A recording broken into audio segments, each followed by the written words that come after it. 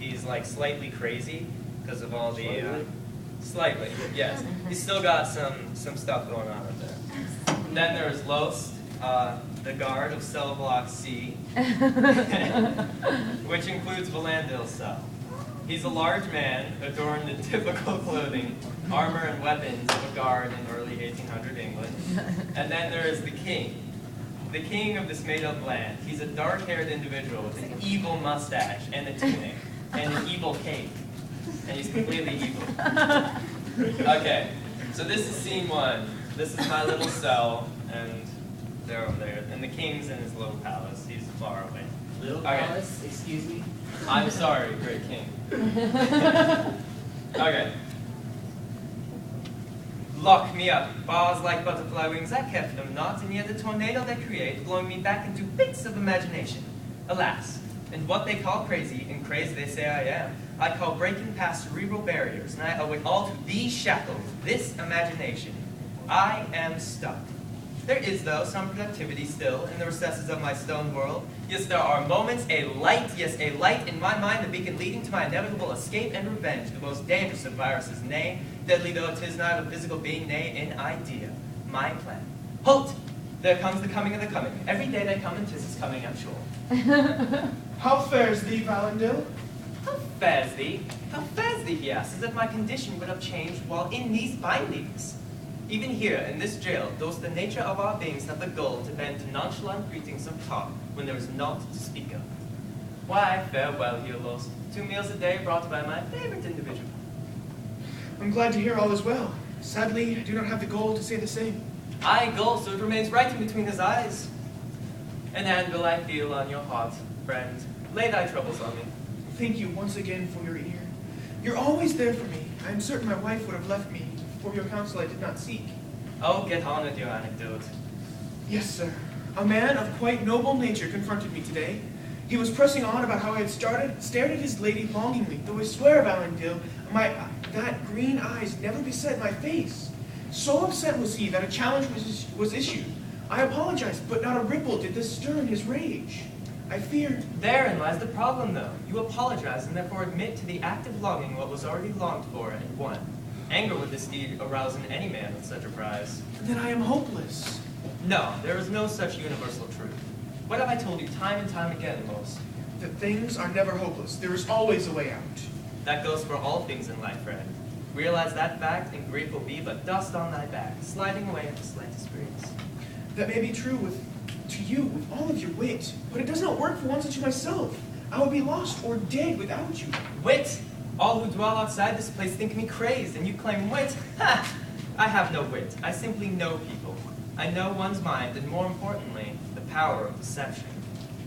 Now back to your problem. This man acted out of anger. Send him a letter now that his tongue is cool. Flatter him, tell him of the extent of his noble nature, and express that you meant no harm. In fact, you're a married man. Oh, thank you, Valandil. You truly can get yourself out of any situation. Any situation but this gel, I suppose. Good night, Valandil. Good night, Los. The poor fool. He's wrong yet again. In that very moment, he felt not my grasp upon freedom, that same jingle-jangle that haunts my nights here in Tartarus. This, combined with my mind, gives me all I need to initiate my plan. There is always a way out of any situation. That is a universal truth. Now hastily I go down this hall before the stomping of my suppressors reaches ear. And then I unlocked it, so I'm going out. 2 years, to the grinding of my teeth. Know this, I have a story to tell. The anger of those who belong here, I know, subsides over time, but I tell you, my teeth are bare. Month after month, filled with regret, as crazy then as I am now. The king himself can attest to my guilt. He would say it's as empty as his rightful crown. Halt! In the shadows, I wait for the guard. Confront me, I dare. Nothing shall stand in my way, now that I'm out, but air. To the king I go, after I finish breaking out of here and into there. That palace he resides in, a truth perhaps forgotten, I'll share.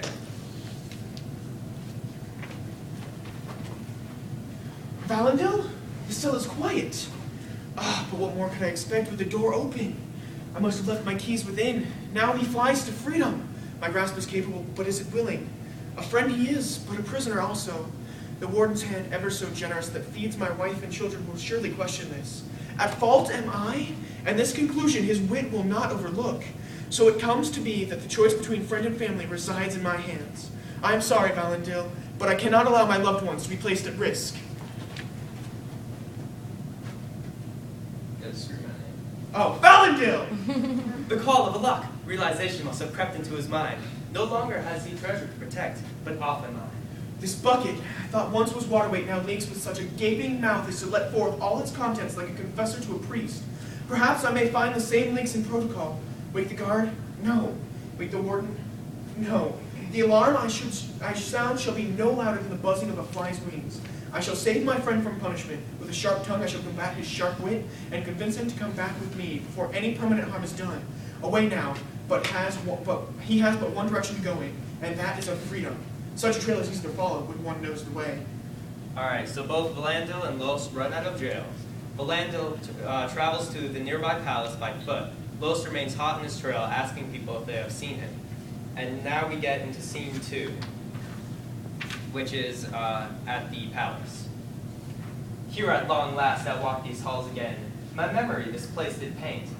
Now where might I find deception, corruption, and plague? Be he in my old room? Life as it is, life as it was. Life is good now and the past is covered up. Cool breeze meets my face in my lackadaisical state.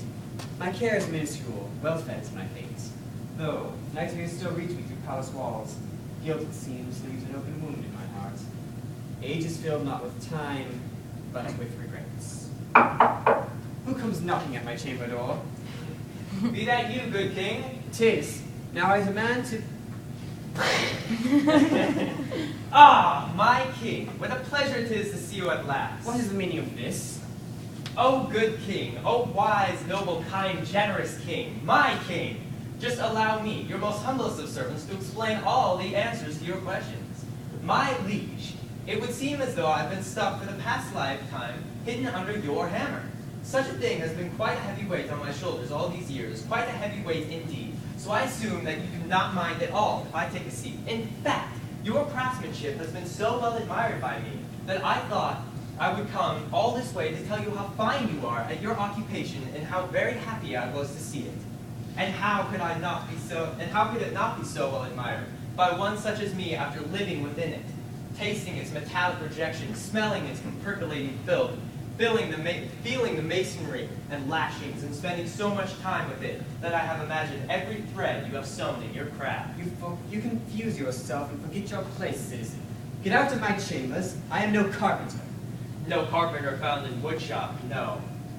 You one finds in dark alleys drinking my soul. You are builder of lies and breaker of lives. You are one who lives fat on calumny and pseudonyms. You are one who is driven to power like a pirate to gold.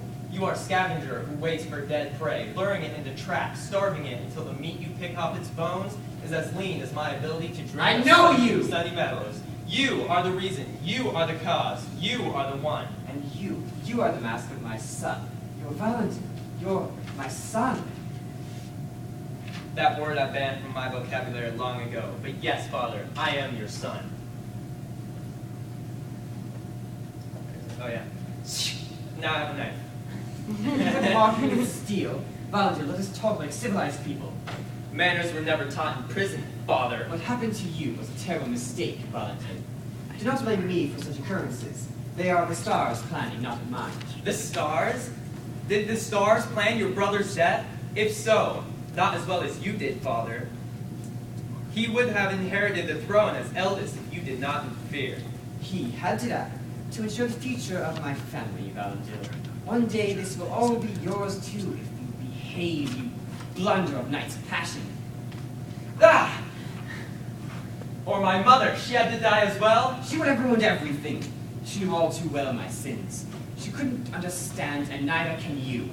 I've heard enough! No, Valentine! Los, what have I done? Curse the veins, tears, Los. Everything will be okay.